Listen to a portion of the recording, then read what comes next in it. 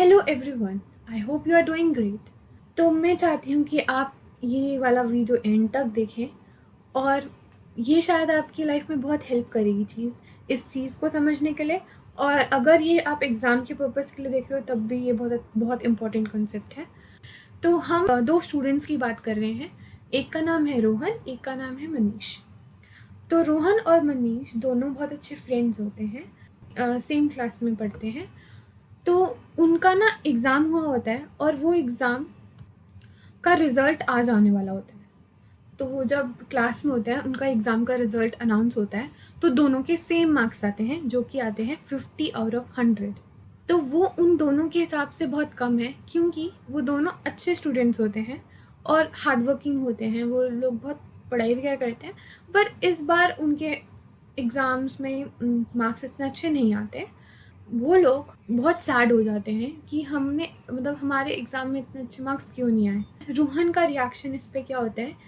रोहन बोलता है कि शायद ना मैंने कुछ गलत करा हो एग्ज़ाम में। मैं एग्ज़ाम पेपर को एनालाइज करता हूँ और देखता हूँ कि मैंने कोई चीज़ छोड़ी तो नहीं है, कुछ चीज़ गलत तो नहीं की है, कोई टॉपिक को मैंने गलत समझा तो नहीं है।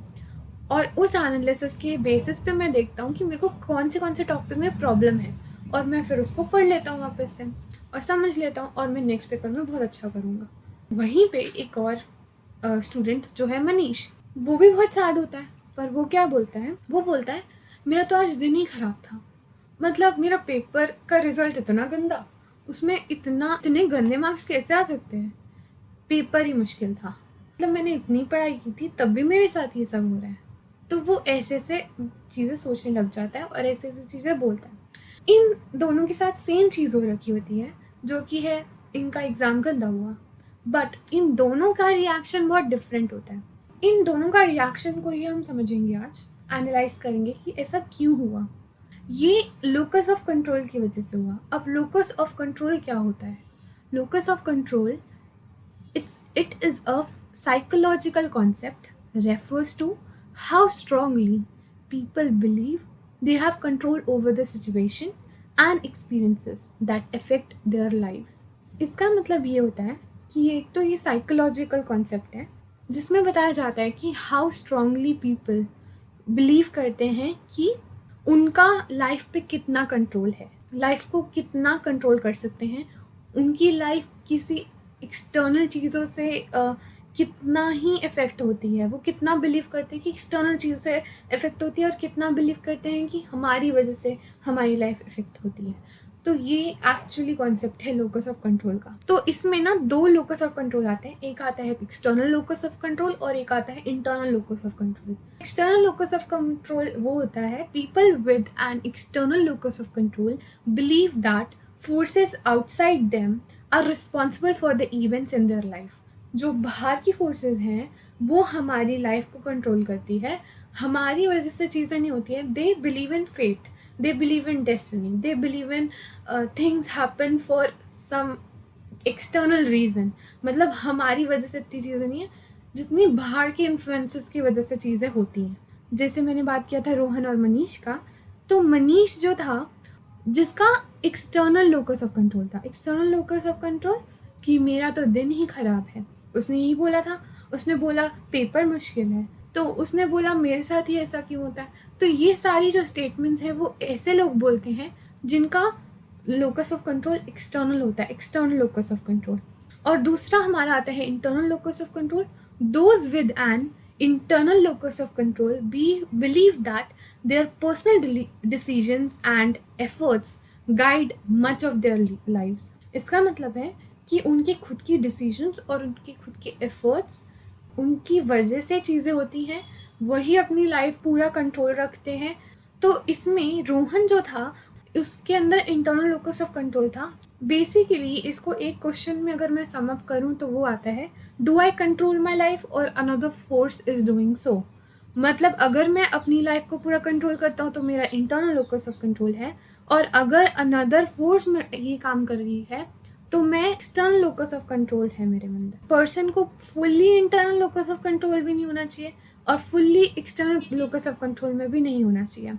तो एक स्पेक्ट्रम होता है और ज़्यादातर केसेस में ये स्पेक्ट्रम पे ही हम लोग लाई करते हैं। या तो हम ज़्यादा ही इंटरनल लोकस ऑफ कंट्रोल में उस स्पेक्ट्रम में होंगे, या हम ज़्यादा external locus of control spectrum में होंगे। बट फॉर आइडियल कंडीशन हमको ये बैलेंस में रखना चाहिए। इंटरनल लोकस ऑफ कंट्रोल अगर ज़्यादा होगा तो हम लोग कभी भी एक्सटर्नल चीज़ों की वजह से भी कुछ होगा ना, तो हम लोग अपने आप को ही ब्लेम करेंगे, हम लोग ज़्यादा अपने आप को ब्लेम करने लग जाएंगे। और अगर हम एक्सटर्नल लोकस की पे होंगे तो हम अपने आप को इम्प्रूव नहीं कर पाएंगे ज़्यादा, और हम लोग यही सोचेंगे कि ये तो सारी चीज़ें किसी और का सर्कमस्टांसेस जो हमारी लाइफ में होती है उनकी वजह से ही होती है, हमारी वजह से नहीं है, हमारे कंट्रोल में चीज़ें नहीं है। ऐसे स्पेक्ट्रम में बैलेंस बनाना चाहिए इनके बीच में। हम हर एक सिचुएशन में अलग टाइप का लोकस ऑफ कंट्रोल रख सकते हैं। जैसे कि फॉर एन एग्जाम्पल, पर्सन का नेम है राम, करियर ओरिएंटेड पर्सन है। मैं अगर अच्छे से करूँगा तो मेरे को अच्छा रिवॉर्ड मिलेगा, या मैं अगर मेहनत करूँगा तो मुझे बहुत अच्छे से प्रमोशन वगैरह मिलेगा। तो करियर में तो उसका लोकस ऑफ कंट्रोल इंटरनल है कि मैं जितना हार्डवर्क करूँगा उतना ही। वहीं पे उसका लव मैटर में उसका लोकस ऑफ कंट्रोल एक्सटर्नल है। जैसे कि वो डेस्टिनी में बिलीव करता है, वो बोलता है या मैं जिसके साथ भी सेटल होऊंगा वो डेस्टिनी के अंदर है, तो वो कोशिश नहीं करता इस लव इम्पैक्ट में, वो कोशिश नहीं करता। वो ये नहीं सोचता मेरे को जाकर मिलना चाहिए, समझना चाहिए लोगों को, वो ये सब नहीं करता है। वो सिर्फ क्या करता है कि वो अपनी डेस्टिनी में बिलीव करता है, अपने फेट में बिलीव करता है कि अगर मेरे को लव मिलना होगा तो मिल जाएगा। तो ऐसा नहीं है कि बंदे का अगर वो इंटरनल लोकस से है, इसका मतलब है कि वो हर एक टास्क में इंटरनल लोकस रखता हो। और अगर एक बंदा एक्सटर्नल लोकस पे है तो वो ऐसा नहीं है कि हर एक टास्क में एक्सटर्नल लोकस पे ही सिचुएशन सोचता है। मतलब दोनों में से कोई अलग टाइप का भी लोकस हो सकता है, बट हमको ट्राई करना चाहिए कि हम बैलेंस में रहें। अगर आपका एक्सटर्नल लोकस ऑफ कंट्रोल है और आपको उसको इंटरनली थोड़ा लेके आना है या आपको थोड़ा इंटरनली शिफ्ट करना है, तो आप क्या चीज़ें इम्प्रूव कर सकते हो और कैसे इम्प्रूव कर सकते हो, उसके बारे में हम बात करें। पहला जो है मेरा पॉइंट वो है प्रैक्टिस अकाउंटेबिलिटी। कुछ भी होता है, गुड होता है या बैड होता है, स्टार्ट थिंकिंग अबाउट इट कि मेरा क्या पार्ट था उसमें, ताकि आप एक्सटर्नल चीज़ों पे नहीं सोचो। आप सोचो कि मेरा क्या पार्ट था, मैंने कहाँ पर क्या किया था, और फिर समझो कि कौन सी फोर्सेस एक्सटर्नल थी और कौन सी इंटरनल थी, और जो इंटरनल फोर्सेस थी जो मेरी वजह से हुआ उसके लिए आप अकाउंटेबल हो। तो प्रैक्टिस अकाउंटेबिलिटी। आपको देखना है कि आपको कब कब एक्सटर्नल ओरिएंटेड थॉट्स आते हैं। जब मैं बोलती हूँ मेरा लक ही खराब है, तो मैं क्यों बोल रही हूँ वो लक खराब, उसमें अपने आप को चैलेंज करके देखो कि यार मैं लक पे नहीं दोष दूंगी, मैं देखूंगी कि मैंने क्या कुछ गड़बड़ तो नहीं किया, मैंने अपनी चीज़ें तो गलत नहीं की। That is the second thing. जब भी आपको कोई एक्सटर्नल ओरिएंटेड थॉट आए तो उसको देखो, उसको एकदम वहीं पे स्टॉप करके बोलो, देखो कि मेरा क्या रोल था उस चीज़ में। अगर मेरे साथ चीज़ हुई है तो कुछ ना कुछ तो मेरा भी रोल होगा उसमें। तो क्या मेरा रोल क्या था और मैंने कैसे उसको किया हैंडल, वो चीज़ आपको एक्सेस करनी पड़ेगी। Avoid black and white thinking. कोई भी चीज़ ब्लैक या वाइट नहीं होती। ऐसा नहीं है कि वट एवर हैपन्स उसमें हम लोग का कोई कंट्रोल नहीं है, ऐसा नहीं हो सकता।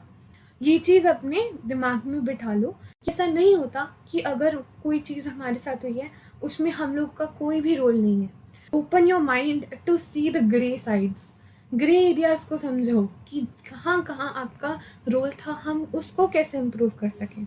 Right it out. सो सबसे बेस्ट थिंग मुझे लगती है कोई भी चीज़ को एनालाइज करने के लिए इज़ बेसिकली पेपर निकालो, उस पर सब कुछ लिख दो।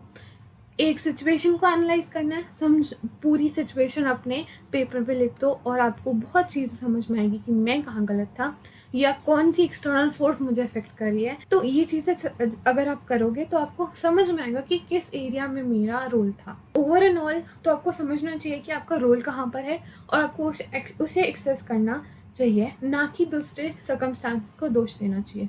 तो अगर हम ये चीज़ें करने लग जाएंगे, ये चीज़ प्रैक्टिस करेंगे, तो हमारा वो जो एक्सटर्नल लोकस ऑफ कंट्रोल है वो थोड़ा इंटरनल होता रहेगा। और अगर हमारा इंटरनल लोकस कंट्रोल ज़्यादा है, 3 चीज़ें कर सकते हैं। पहला है delegate. Internal locus of control को बहुत मुश्किल होता है अपने काम को डेलीगेट करना, मतलब कि अपने काम को दूसरों में बांटना। Stretch yourself to share task with others than do, मतलब हर एक लिटिल थिंग आप खुद करोगे तो आप खुद भी बहुत स्ट्रेस में आ जाओगे और अपने आप को बहुत पुश करना पड़ेगा। आप अपनी लिमिट से ओवर पुश करोगे अपने आप को, which is not good for health also. तो आपको डेलीगेशन होनी चाहिए। जो इंटरनल लोकस ऑफ कंट्रोल के हैं वो सोचते हैं कि सारा काम हम खुद ही कर लें, हेल्थ पॉइंट ऑफ व्यू से भी अच्छी बात नहीं होती। तो आप सबसे पहले बात यही करो कि अपने आप को पुश करो कि आप डेलीगेट कर सको चीज़ें, आप शेयर कर सको अपने काम को। Second, let it go. Let it go एक एटीट्यूड है जो कि आपको आपकी लाइफ में थोड़ा होना चाहिए। ऐसा नहीं है कि हर एक सिचुएशन आपकी वजह से हुई है, आपके इन्वायरमेंट में एक्सटर्नल वेरिएबल्स भी हैं। हर चीज़ का ब्लेम आपको खुद पे नहीं लेना चाहिए। अगर आप खुद पे लोगे तो आप खुद को डिस्करेज कर रहे हो और देयरफॉर आप अनप्रोडक्टिव ही बनोगे। तो आपको हर चीज़ का ब्लेम आपके ऊपर नहीं होता है, एक्सटर्नल चीज़ें भी होती हैं, उसको भी ध्यान करना चाहिए। और जब आपका एक्सटर्नल चीज़ होती हैं तो आप एक एटीट्यूड है लेट इट गो एटीट्यूड, उसको अपनाओ कि एक्सटर्नल चीज़ें is uncontrollable, you can't do anything about it. तो जब आपका कुछ भी ऐसी चीज़ आती है तो अपना 100% दे सकते हो, पर अगर वो फिर भी नहीं होता है तो it is not your fault, it's may be it is because of the external force. तो आपको ये चीज़ भी एनालाइज, ये चीज़ भी माननी पड़ेगी। अपने आप को ब्लेम देने की बजाय आप ऐसा माइंडसेट चेंज करो कि आप उस चीज़ को लेट इट गो करो और वापस से किसी और चीज़ को, या आपका वे ऑफ थिंकिंग या way of doing that particular task, उसको चेंज करके आप करो, ना कि आप सिर्फ अपने आप को ब्लेम करते रहो।